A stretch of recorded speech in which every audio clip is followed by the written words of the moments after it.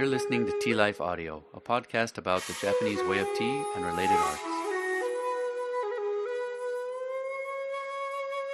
For show notes and other resources, go to tealife.audio. Welcome to TeaLife Audio. My name is Adam, and my name is Adam. I'm flying solo tonight, trendsetters. Marius is busy building his chashitsu. Anthony's busy listening to the death metal, black metal, and grindcore tracks that I sent him to get through some very busy days at work. And Aaron and Ula are busy preparing for the anniversary of the Urasenki Helsinki group. So here I am by myself, providing the beautiful TeaLife Audio listeners with an episode. I hope you enjoy, even though it's just me.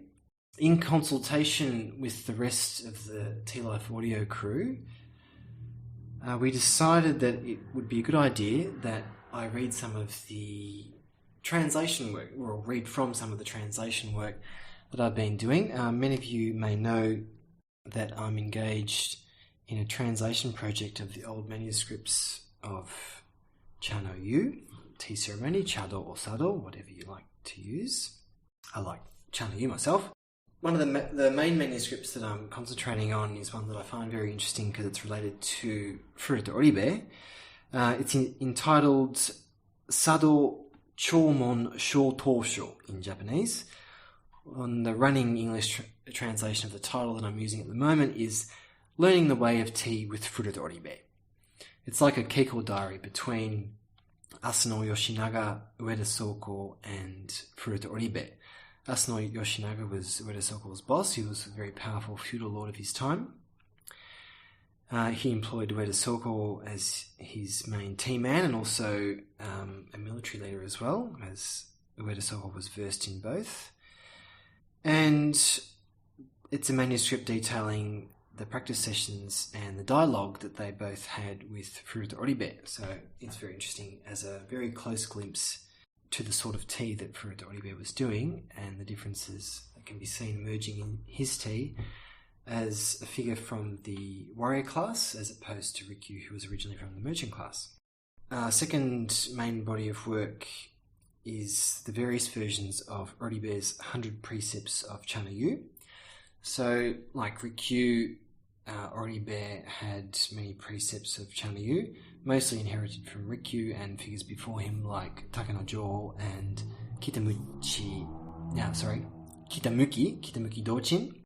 And Oribe has either written down the precepts that he has had transmitted to him from Rikyu, or there's some other versions that seem to have a lot of Oribe's own thoughts, or even solely his own thoughts, that are also titled the 100 Precepts of Oribe. So I'm translating various versions of those as a comparative study. I'm translating the 100 Poems of Chanoyu with a commentary on each poem. Now these are the poems that are otherwise known as the Rikyu Hyakushu, but a more appropriate title is the 100 Poems of Chanoyu because they weren't all written by Rikyu. I'll read one of those tonight with the commentary. Another translation work I'm doing is the Sumibiki section of the Nanpou Roku. This will be very interesting for a lot of people, and it's actually what I'm going to read tonight, not its entirety, but as far as I can get. I'm also writing a number of research essays. Recently I wrote one on the Fukurodana and the Shinodana, which is the same thing, different names for the same thing, which describes the relationship of incense and Chanoyu at their early stages. I'm also working on one about the Namida Chashaku, or the Tears Chashaku, that Oribe named after receiving it as a gift from Rikyu, just before Rikyu's seppuku.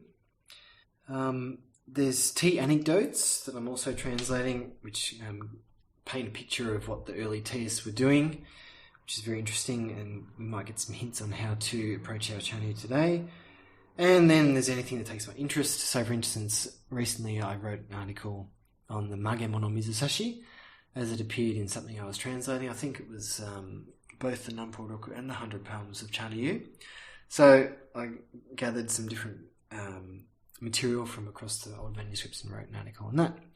So all this stuff is happening at the same time. I'm doing bit by bit each month, and I'll give you a taste of 2 of these tonight.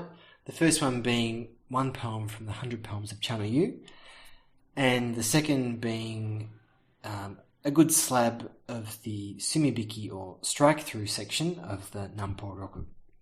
Now this is the section that includes kanewari. If you don't know what that means, it's the use of yin-yang philosophy in Chanoyu. So let's get stuck into it. First of all, I've selected poem number 47 of the 100 Poems of Chanoyu. This relates to chabana, or more specifically, when the guest decides to gift some flowers to the host of the day's Chanoyu. I'll read the Japanese first, like we always do. Yoso nado he hana o oku ba, sono hana wa hiraki sugishi wa yaranu mono nari. Now my English translation, as I do for all these poems, keeps the 31-syllable form of the original Japanese poem alive. The Japanese poems, by following this 31-syllable form, which can be called a waka form or tanka form, aims to be a mnemonic. The rhythm of the poem makes it easier to commit to memory, so when I translate them in English, I'm aiming to do this as well.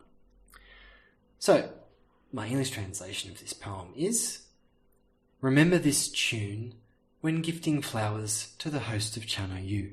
Flowers at or past full bloom have no place in the tea room.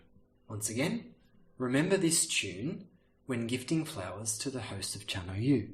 Flowers at or past full bloom have no place in the tea room. And now for my commentary. The gift of flowers is a welcome one for the host of Chanoyu. When one receives flowers on the day of a tea gathering, the person of tea will naturally want to use the flowers in the day's Chanoyu. This implies that a wise guest should choose a gift of flowers as if they will be used in the alcove. But what are flowers for Chanoyu? One of the most oft-quoted phrases used to guide tea people is, arrange flowers as they are in the field. This comes from the 7 rules of Rikyu for conducting a tea gathering. In my experience teaching Chanoyu to people of numerous and varied backgrounds, I have found this phrase to be as good as meaningless nowadays. People interpret the words literally and make crude arrangements. This famous line needs to be understood in its original context. As they are in the field was a phrase coined at a time where the emergent art of chabana is flowers for tea, was evolving alongside the established art of rikka. Rikka literally means standing flowers. Rikka developed in the Muromachi period, which was from 1333 to 1568. Rikka developed in the Muromachi period with its origin in Buddhist flower offerings placed upright in vases. Where Rikka aims to make a show of the magnificence of nature as an offering to beings in higher realms, Chabana asserts greatness is right under our noses. Chabana uses commonly overlooked wildflowers and grasses to suggest the quietude of the very ground of being, from which all things manifest and return. Tea flowers make a subtle reminder that nature is either evolving from or devolving toward nothingness. Arrange flowers as they are in the field was a way to pull people back from the grandeur of Rikka to the subtle suggestion of natural processes. On Chabana, Takenojo advised, arrange flowers to the point you think one more shall suffice. Might need to unpack this a little bit. So when you're doing imagine you're doing a flower arrangement and you get to the point where you think, if I just put one more flower over here, it's going to be perfect. Takenojo is advising that when you get to this point, rather than add another flower, stop. So in continuation, on Chabana, Takenojo advised, arrange flowers to the point you think one more shall suffice. This is perhaps more instructive for people today, as it tells us that Chabana should stop before perfection. Chabana reveres negative space, humming with potentiality. This idea is called yohaku in the art of ink painting and refers to blank areas of canvas that are paradoxically calculated in the overall composition of the artwork. The negative space, charged with the music of void, evokes the ineffable. So in the case of Chabana, we edit a few twigs, leaves or flowers from a branch as it appears in the field to create an arrangement that contains both being and nothingness. Great photos express a feeling of something that isn't captured in the subject matter of the photo itself. Flowers prior to their full glory ask us to engage in contemplation of the mysteries that refuse to reveal themselves to our eyes. We cannot see nor comprehend eternity. We can only feel a suggestion of it. This is why flowers for tea should not be in full bloom. Full bloom is the furthest state a flower can be from the nothingness, from where it came and to where it is destined. Flowers at or past full bloom have no place in the tea room because the tea room is a dojo for pursuing the moral and aesthetic ideals of wabi. Wabi delights in potentiality. A third of the way towards blossoming allows us to guess from where the flower has emerged. A third of the way before total desolation allows us to imagine where the twigs and leaves will return. A ready example is found in the camellia buds so popular in the winter. It is not the case that these buds are used to avoid the reality that camellia flowers in full bloom can drop from their branch at any second. The evolving buds are used as they still hold a fresh whisper from the infinite. Okay, so that's my translation of poem 47 of the 100 poems of Chanoyu, along with my own commentary. Now I'll move on to the sumibiki section of the Nanpou Roku. I've got a foreword or some introductory notes to the text. I think it's necessary to read these first, so I'm going to read these as the content of the sumibiki section is quite heavy. As I mentioned at the start of the podcast, the Nanpou Roku Book 6 Sumibiki section deals with kanewari, or yin-yang theory in Chanoyu. This is a very interesting subject for a lot of people, and there's not a lot of publications on this subject, and there's not a lot of people that actively teach this in their practice. But it's definitely there in the Nanpou Roku Book 6. I think it's very interesting, and that's why I've decided to translate this section of the Nanpou Roku first. Okay, so let's get into it. Nanpou Roku Book 6, Sumibiki. Translator's foreword, or my foreword. The Sumibiki chapter of the Nanpou Roku aims to elucidate the significance of the system of kanewari and yin-yang theory in Chanoyu. Yin-yang theory and its more developed form, yin-yang and the 5 elements, is an ancient Chinese worldview that holds all things are manifest from the interplay of the dual forces of yin and yang. The 5 elemental substances that govern the workings of nature are wood, fire, earth, metal and water.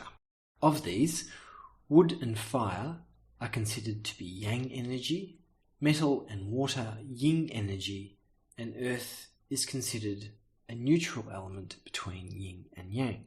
Under this worldview, the ebb and flow of each of the forces of yin, yang, and the 5 elements governs the variability and transmutations of heaven and earth, and the vicissitudes, sorry, that's a hard word for me to say, and the vicissitudes of sentient beings. Yin and yang are believed to be all-pervasive, working at both a macro and micro level. The yin-yang and the 5 elements theory was transmitted to Japan with the astronomical calendar. It had an especially strong influence during the Heian period, which is 794 to 1185. The theory held an enduring influence on philosophical and spiritual thought through to the early modern era and was central to the establishing philosophies of the traditional arts and martial arts still practiced today. The most detailed exploration we have of yin-yang theory and its application to Chanoyu occurs in the sumibiki, which means strike through or cross through, section of the Nanpou manuscript. The Nanpou claims to contain the secret teachings of Sen Rikyu, written by Nambo Soeki during Rikyu's time and transmitted to the Tachibana family of Hakata. Hakata is modern-day Fukuoka in Kyushu. However, the consensus among researchers on the manuscript is that it was fabricated around a century after Rikyu's death, sometime in the Genroku era, which was 1688 to 1704, presumably as a means to reinstate Rikyu's authority in Chanoyu after the formal pardoning of the Sen family. Researchers point to a number of teachings and special terms used in the manuscript that are at odds with other manuscripts produced in the late 16th century as a basis for their conclusion. The document is, however, largely consistent with known teachings of Rikyu and his aesthetics and attitude towards Chanoyu. Even though a fabrication, it stands as a profound synthesis of Rikyu's Chanoyu spirit and practice. For this reason, the Nanpou has an enduring influence and intrigue in the Chanoyu world. The sumibiki, or strike-through section, is named as such because of all the 7 chapters of the Nanpou, only the contents of this one were deemed unsuitable for committing to the written word. The pages of the chapter were supposedly struck through with black ink to reject committing the contents to writing over verbal transmission. The teachings of the section were those on yin-yang theory in Chanoyu, captured in the formal system called kanewari. Kanewari aims to establish a system of rules based on yin-yang theory for positioning, displaying and moving tea utensils in the temai and in the tea room. Its origins are said to lie in the daisu temai, which were then extrapolated to the sowan, or thatched hut, style of Chanoyu. Even today, schools of Chanoyu, including the Ueda which I teach, use the term kanewari to describe the division of the tatami into 5 yang lines with 6 spaces of yin void in between. So 5 yang lines with 6 spaces of yin void in between on one tatami mat. These yang lines and yin spaces govern the way we position utensils and teach Chanoyu to new generations. Formal diagrams are generated for the basic temai, explaining the most simple rules for kanewari. Now, as a side note, you can find the way that Ueda deals with kanewari on the website uedasoko-chanoyu.com. If you go to the practical wisdom section of the website, there'll be a kanewari item. Click on that, you'll see the way that the Ueda Sokoryu deals with kanewari in many of the different configurations for the temai, and how the dogu, or the utensils, are placed on the yin and yang lines for the temai. Okay, back to the article. Formal diagrams are generated for the basic temai, explaining the most simple rules for kanewari. The further intricacies are left for the more advanced student to investigate and apply over time. Another side note, the system of kanewari can be explained to a certain extent, and then as you get deeper into your Chanoyu practice, you start to develop a feeling for kanewari, and though you try and make decisions based on the formal rules of kanewari, sometimes your decisions come down to a feeling that are based on a great grounding of these rules. And from this develops individual styles of Chanoyu, like Rikyu's style of Chanoyu, Joel's style of Chanoyu, Oribe's style of Chanoyu, etc., etc. And it brings a freedom into the practice which has been lost today, as we don't keep to kanewari. We usually are taught with place it 3 met or 3 centimeters or 1 inch from here, etc., rather than think about how the distribution of yin and yang is on the tatami and what this means for our utensils. Anyway, that's a side note for me. Back to the article. Old manuscripts of tea are essential reading for the serious student of Chanoyu. They make frequent mention of precise positioning and appropriate numbers of utensils to display on the alcove, tatami, and sideboard. Sideboard is a tana. Most people that practice will know the word tana. These notes are usually made without any mention of an underlying rationale. However, there is evidently some point of reference in the minds of the tea masters that is not made explicit in the notes. For example, yin-yang theory and kanewari can be seen threaded through the 100 Poems of Chanoyu, also known as the Rikyu Hyakushu. As the 100 Poems of Chanoyu is the oldest collection of poems for Chanoyu study, it is significant that yin-yang theory and kanewari is explicitly mentioned. Here are some examples. Okay, so here's some more of my translations of the 100 Poems of Chanoyu.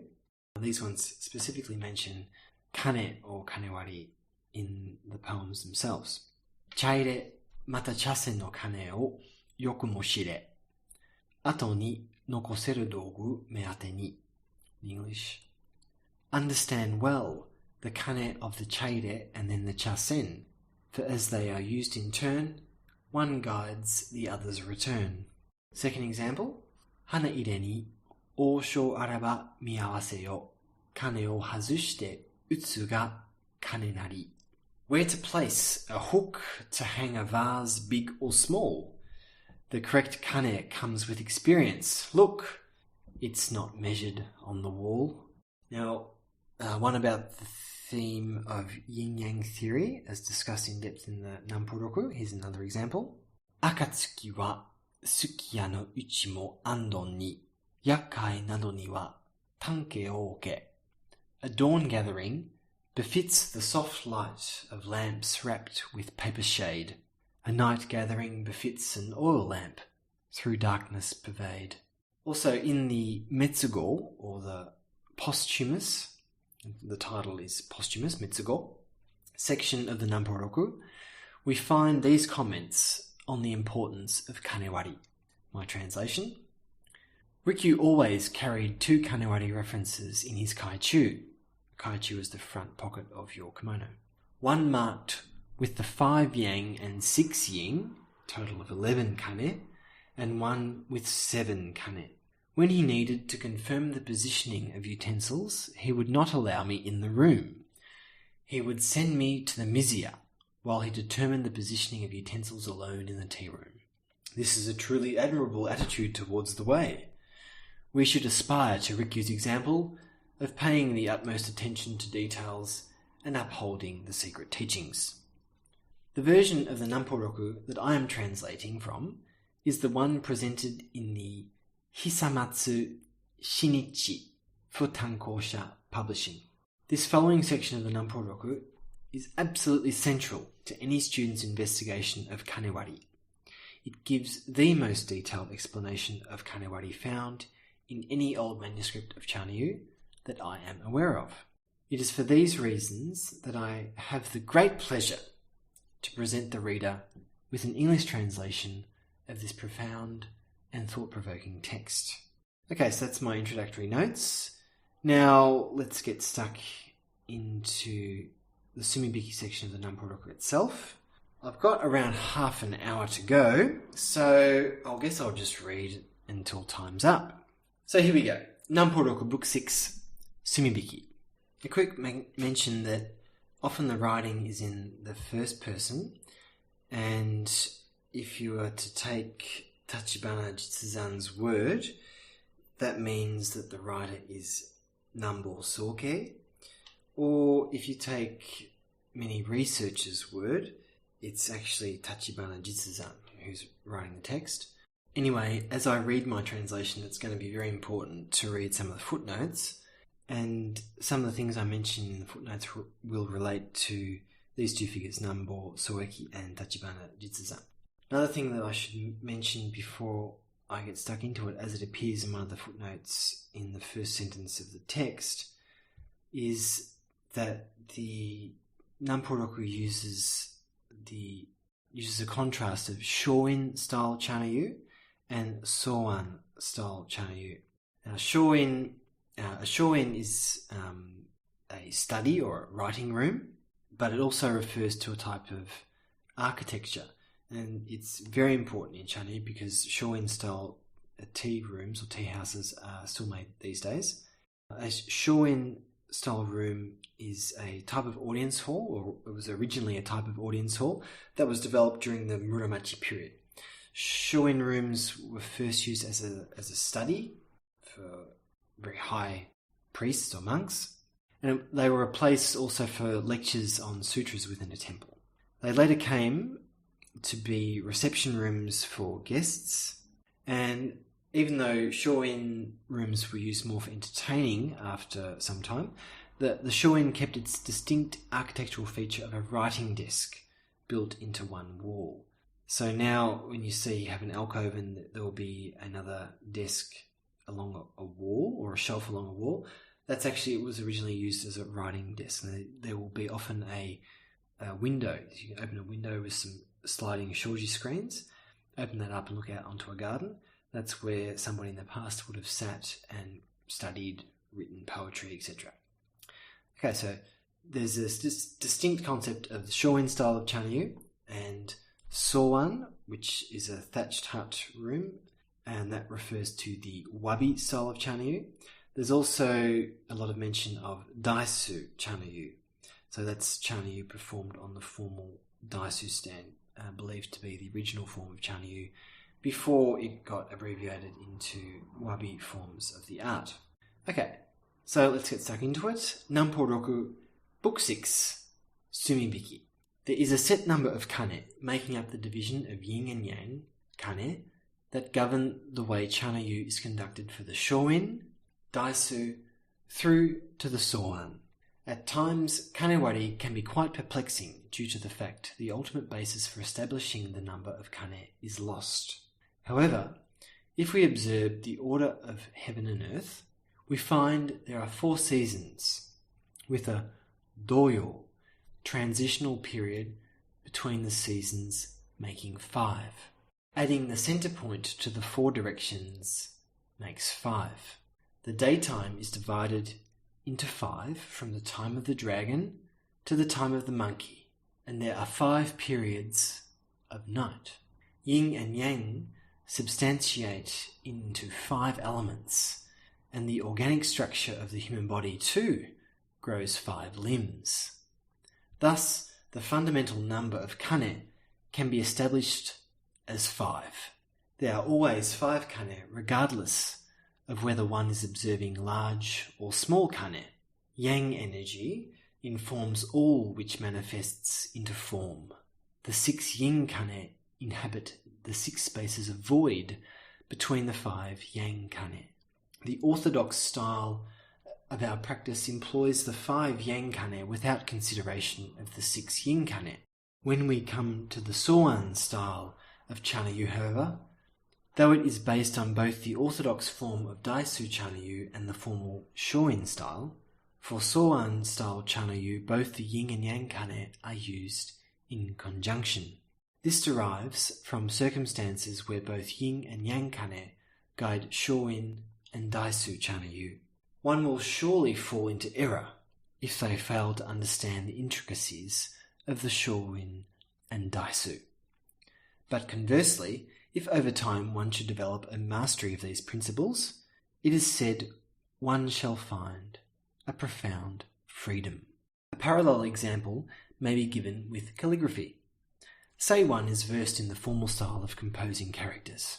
When one then writes a character in its semi-formal or informal style, the original nature of the character is preserved in the composition, no matter how free one's expression.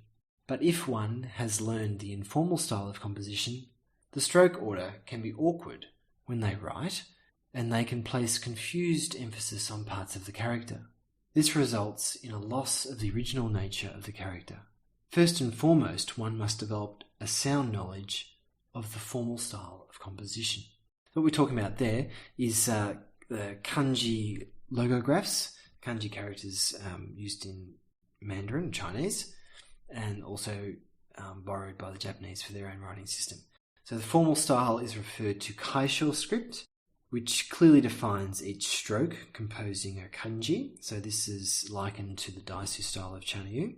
So when people start learning to write kanji, they learn to write this basic kaisho style first before moving on to the more cursive style.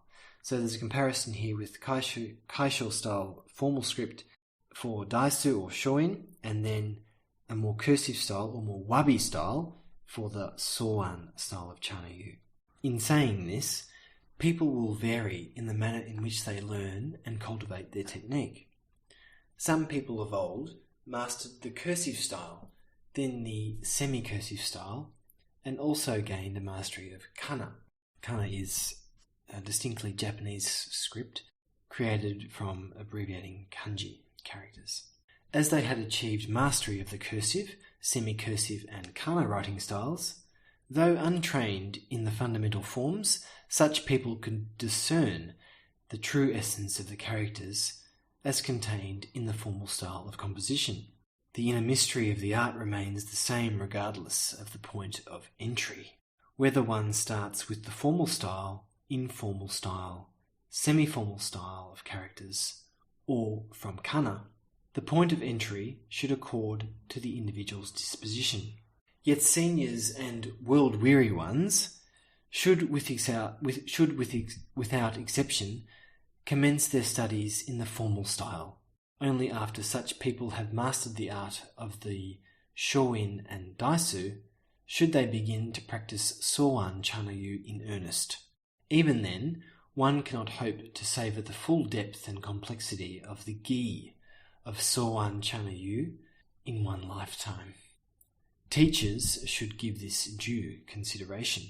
Just as the Buddha works for the enlightenment of all sentient beings, the way of tea responds to those who in sincerity walk the path of Mahayana, those who walk the path of Hinayana, those who practice intently, and those who practice casually, those who instead focus on fastidious details about the handling of each utensil and like practicalities, blind themselves from the true meaning of the practice. By acting in the roles of host and guest at a soan-style chanoyu, in the Sohan tea house and accompanying roji, even seniors and the world-weary can acquire a broad understanding of the timeless principles of the way. Upon cultivating such understanding, one can master the handling of utensils one at a time and begin to acquire their own utensils as deemed appropriate through consultation with one's teacher.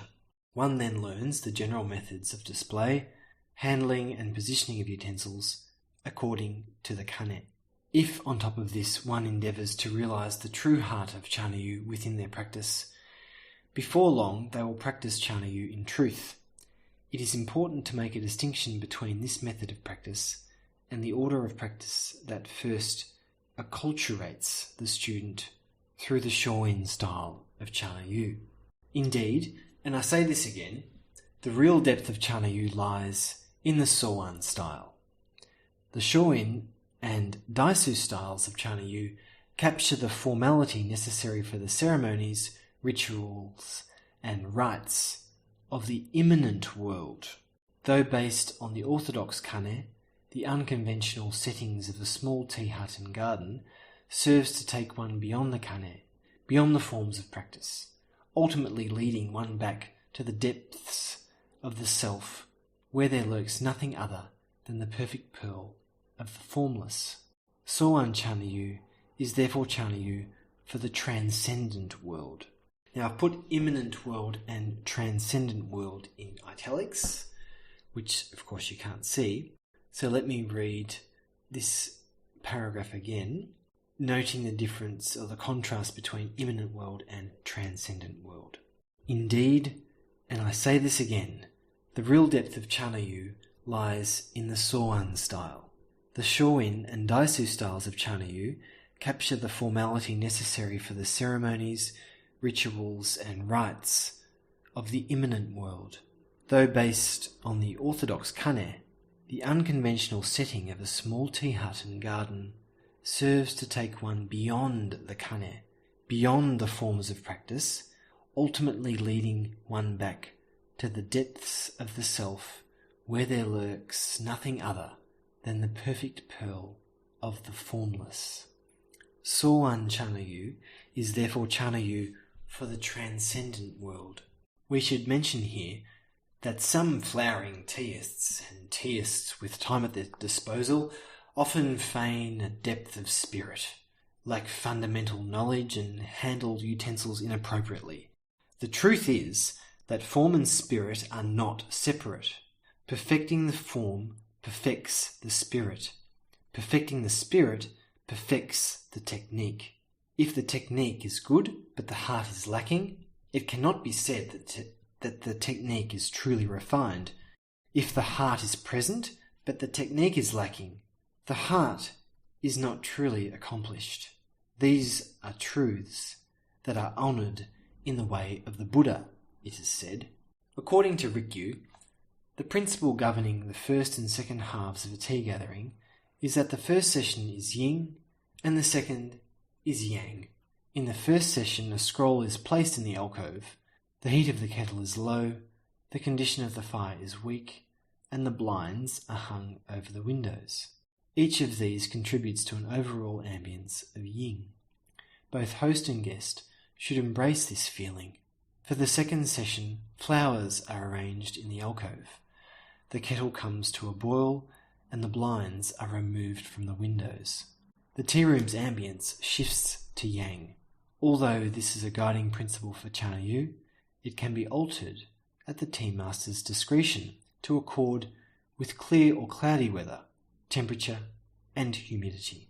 For example, if the weather is gloomy, one can remove the blinds, open the skylight, or arrange flowers in the first session. But this is not to say that the governing force transforms to yang.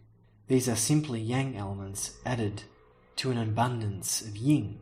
The ultimate guide is the condition of the fire. It is from this that we say the ambience is yin or yang. Accordingly, the second session is never considered yin due to the condition of the fire as just stated. There are two forces, yin and yang, between heaven and earth. During the heat of spring and summer, there are cold days by exception, and during the cold of autumn and winter, there are warm days by exception. Despite such variations within the seasons, we do not say that spring is autumn, nor that summer is winter. In this way, Rikyu told us to use our judgment wisely. Dairin and Shorei. Okay, so Dairin was Dairin Soto, who lived from 1480 to 1568. He was a Rinzai monk and teist from Kyoto, the 90th patriarch of Daitokuji. Shorei was Shorei Sokin, who was born 1505 and lived to 1584. He was a Rinzai monk and the 107th patriarch of Daitokuji. Dairin and Shorei were sitting in the same room as I listened to these words. They admired Rikyu, recognizing his awakened state and how his great enlightenment informed his practice of Chanoyu. Upon inquiring about the number of utensils that should be displayed in the first and second sessions of a tea gathering, Rikyu's reply was that for a daytime gathering of the Daisu and Shoin styles of Chanoyu, both the kane and number of utensils should be yang. For a nighttime gathering, both the kane and number of utensils should be guided by yin. There are separate oral transmissions for auspicious occasions, memorials, and Buddhist services. The Soan style of Chanoyu originated in small tea huts using a minimum number of utensils. For this reason, Joel and others speculated that the number of utensils need not accord with yin or yang in number. However, should the first session be governed by yin, and the second session by yang, one needs to give due consideration to the number of utensils in terms of odd and even. Here is a tanka mnemonic for this teaching.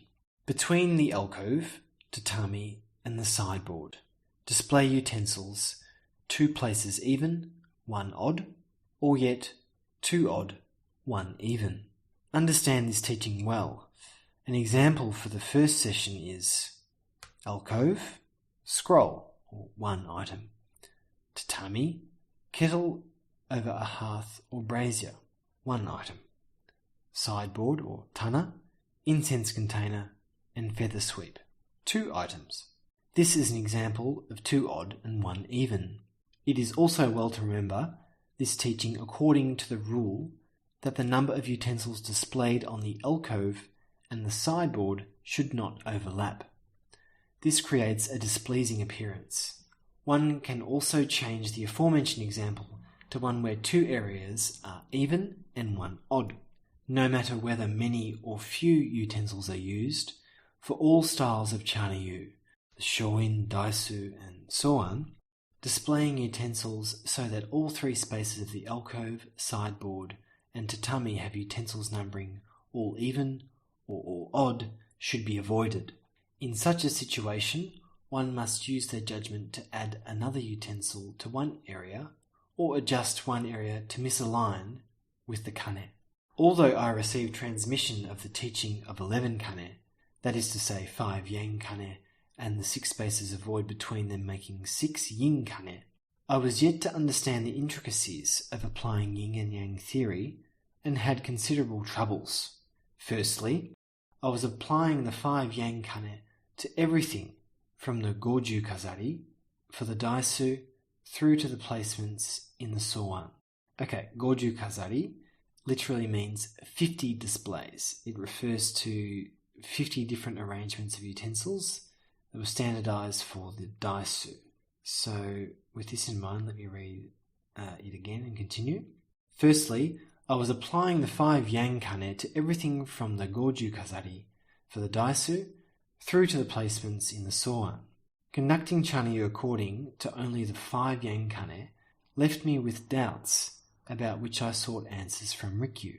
Rikyu gave me detailed answers for which I have deep gratitude.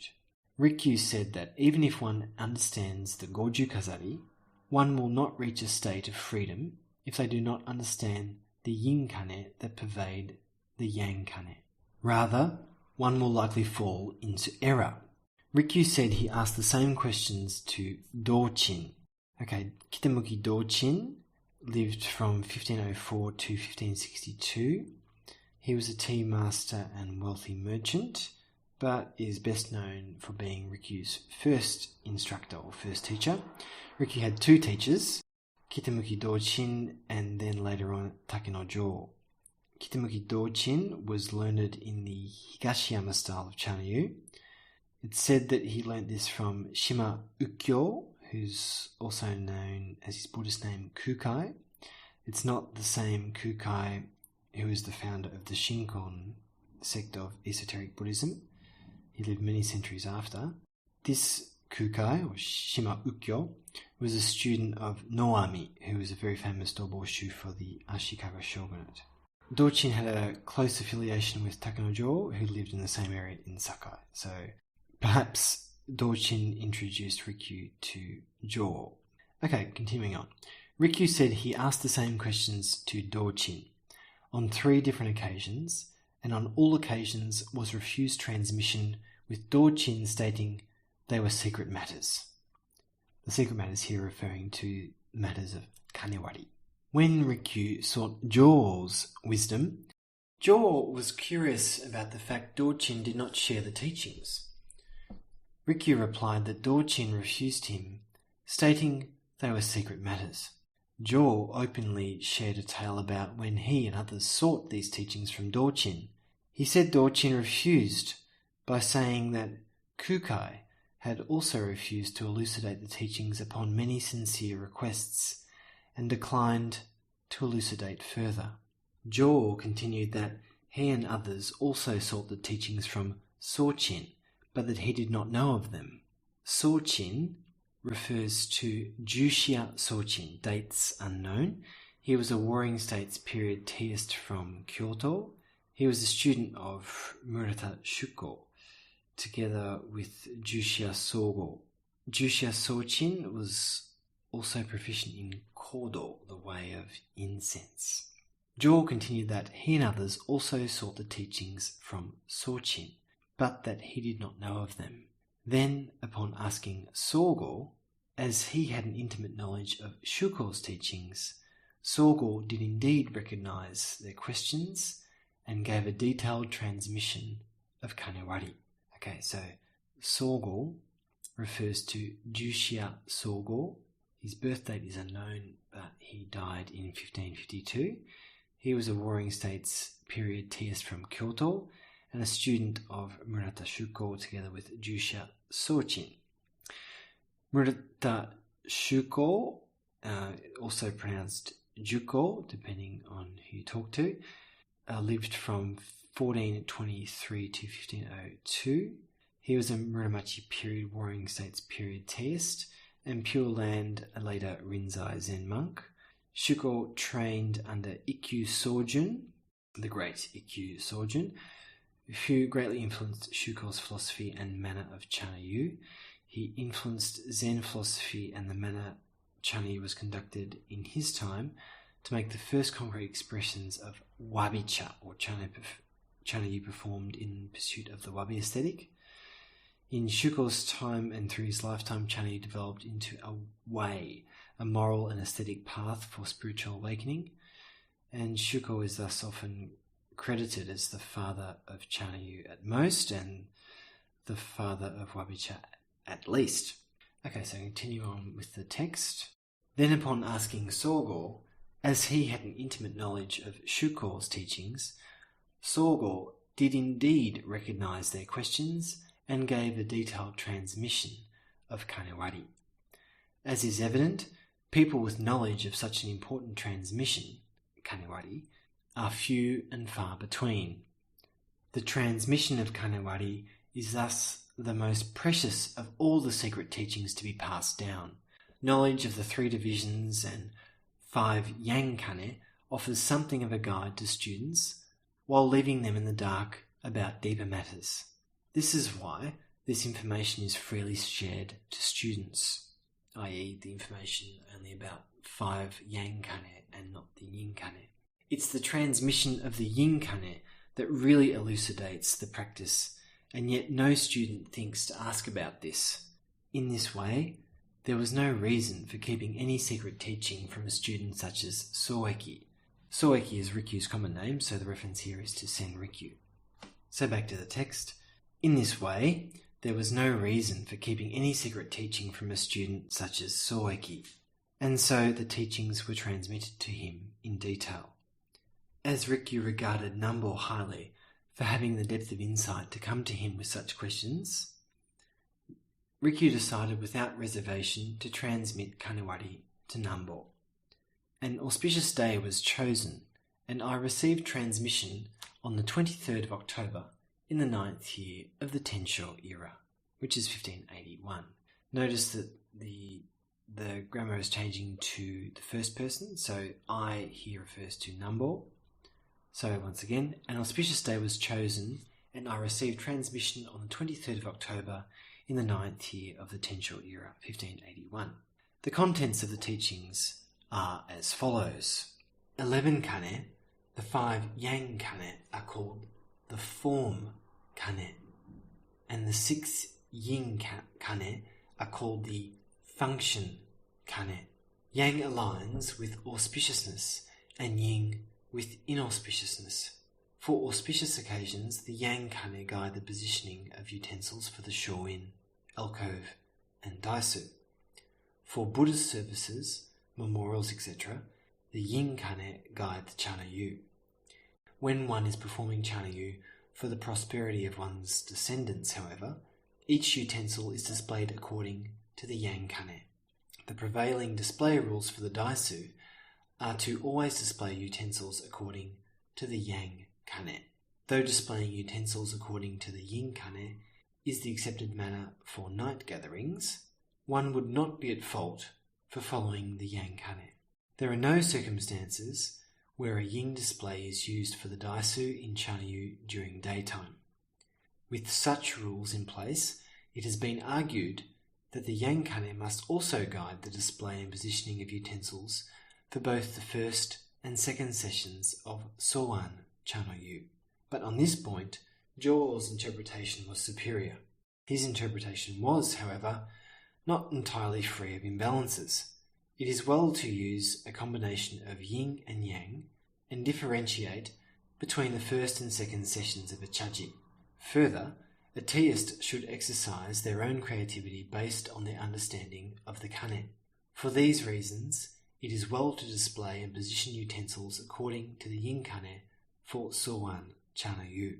One year, when Rikyu was ordered to perform tea on the daisu for the anniversary of the death of His Majesty's great-grandfather, His Majesty here refers to Toyotomi Hideyoshi, so His Majesty's great-grandfather is the great-grandfather of Toyotomi Hideyoshi. One year when Rikyu was ordered to perform tea on the daisu for the anniversary of the death of His Majesty's great-grandfather, Rikyu displayed the utensils according to the yin kane as depicted in the following diagram. He displayed the feather sweep on the yang kane.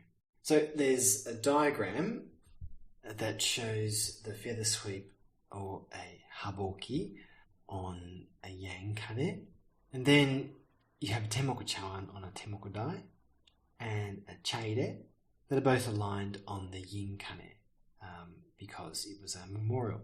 So that's our time. I could go on, but we're going to get further and further down into kanewari before we come back up again with some concrete examples and some historical stuff that continues on in this fascinating chapter. Unfortunately, the diagrams are not the originals, they're reproductions, and most of the old manuscripts actually include the original diagram, so it's a little bit of a mystery why the original diagram's not included in this reproduction. It'd be great if they were, but anyway, I've produced all the diagrams in English, so if you do choose to go in and have a look at this document, you'll have all the diagrams that continue from now. There's a lot of diagrams explaining kanewari. I've reproduced them all faithfully to what I have in the text that I'm translating so that you can have the English version of these diagrams. Okay, we'll leave it there. If you would like to access written versions of what I have presented to you tonight, they are available to you on my Patreon.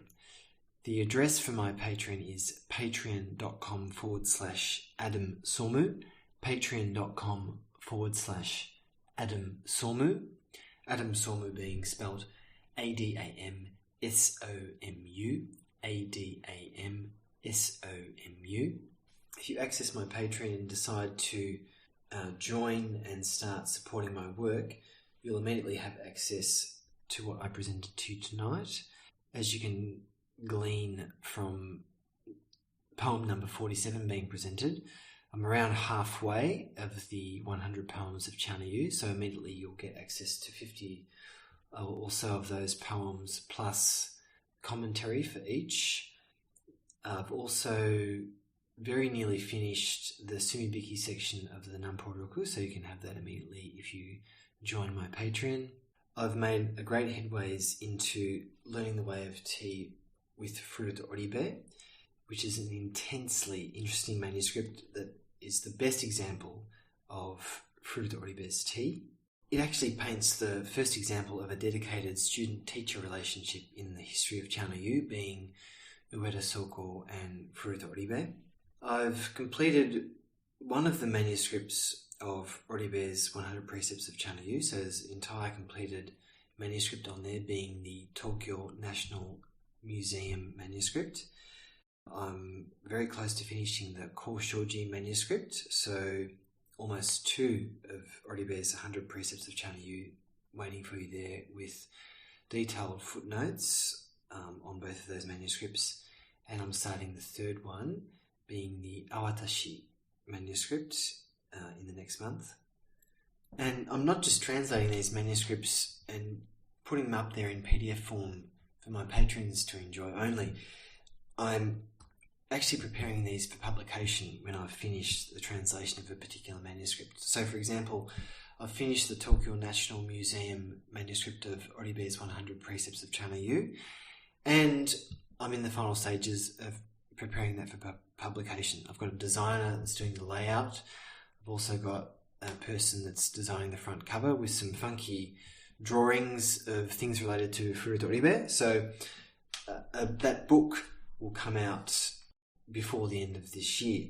And that's the same plan with all of these manuscripts. So by becoming a patron, you're actually helping getting these important documents to publication so that the greater tea community and researchers, anthropologists, historians the world over can enjoy and use in their research. On that note, I'm also doing research essays on particular subjects in the art of Chanoyu, the most recent one being a very deep study into the fukurodana, shinodana. These are two terms for the one piece of equipment. They were both used in incense and Chanoyu at their inception, so it's a great study into how these two arts of the way of incense and the way of tea were deeply related from their inception. Many tea anecdotes from the great figures in the history of Chanoyu that we all love.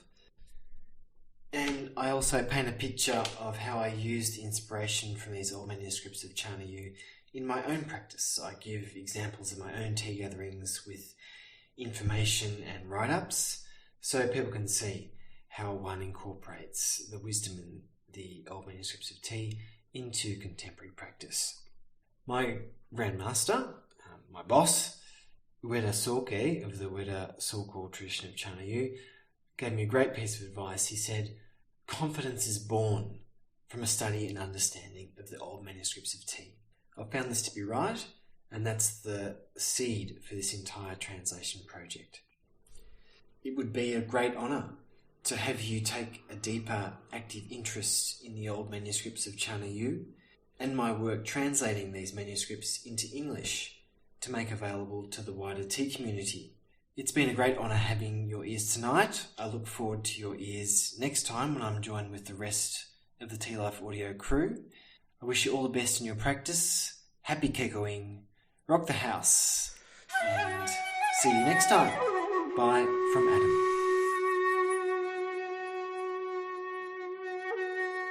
This has been a production of TeaLife Audio. You may use this show in any non-commercial endeavor as long as credit is provided to TeaLife Audio.